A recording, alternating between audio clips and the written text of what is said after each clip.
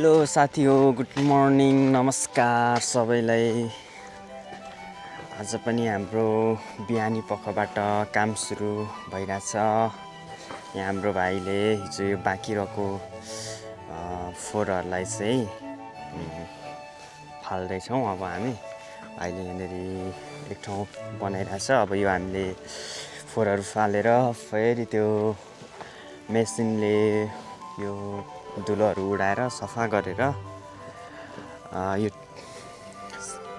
यो बाक्सहरू हामीले टुलिपको बाक्सहरू यत्तिकै राखिरहेछौँ। यसलाई अर्कोतिर सारेर अनि फेरि यहाँ चाहिँ अर्को फुल गमलामा रोपेर राख्नुको लागि यहाँनिर रेडी गर्दैछौँ। अनि टन्नै छ हामीले यो टुलिपहरू तयार गरेर राखेकोहरू पनि टन्नै छ।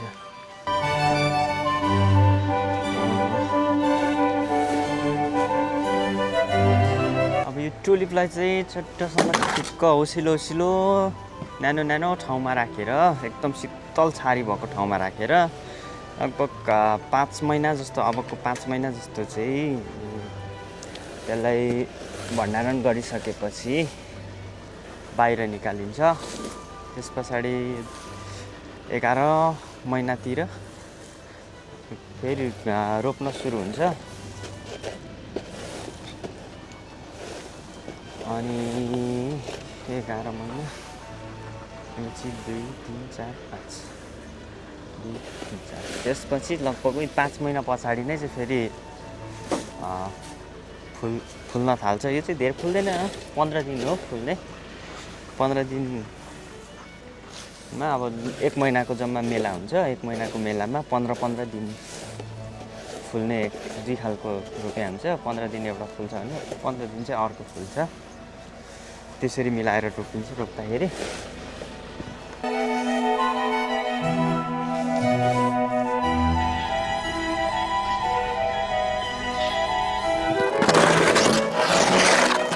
A few moments later. हामी चाहिँ यो टुलिप राख्नको लागि ठाउँ बनाउँदैछौँ। यहाँ चाहिँ अर्को गोदाम हो। यहाँ धेरै सामानहरू छ र यसलाई सारेर यहाँको सामानहरू चाहिँ फालेर साथीहरूले फाल्ने सामानहरू चाहिँ लोड गरिरहेको छ गाडीमा। अब यो सामानहरू फालेर अब यहाँ टुलिपको बाक्सहरू राख्ने ठाउँ बनाउँदैछौँ। 여기 먼저 정리하고 거기 거는 필요한 거는 이쪽으로 넣고 거기다가 튤립 넣어. 이쪽에? 거기에 튤립 넣으라고 했어. 이쪽에 튤립 넣고 저쪽에 있는 물건을 이쪽으로 쓰려고? 쓸수 없는 거는 거기다.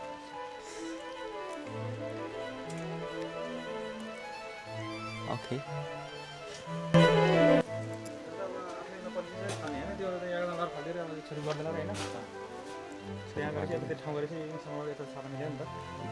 यिनीहरू पनि फालिदियो क्या यो मुनिको त्यो दराजहरू छ। बिस्तारै गर्नुपर्छ भाइ। हजुर किन फेरि काम लाउने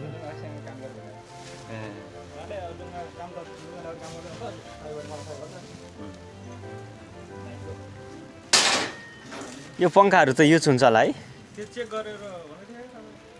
फेरि कहाँ चेक गर्नु होइन?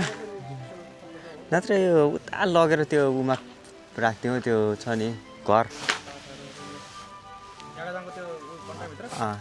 त्यहाँ त्यताभित्र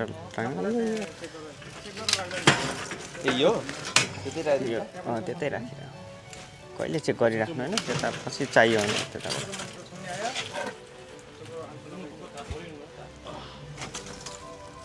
हेलो साथी हो, अब हामी चाहिँ यहाँनिर यो अर्को हाउसको सामानहरू, नचाहिँदो सामानहरू चाहिँ निकालेर हाल्दैछौँ। यो चाहिँ प्रयोग नहुने सामानहरू।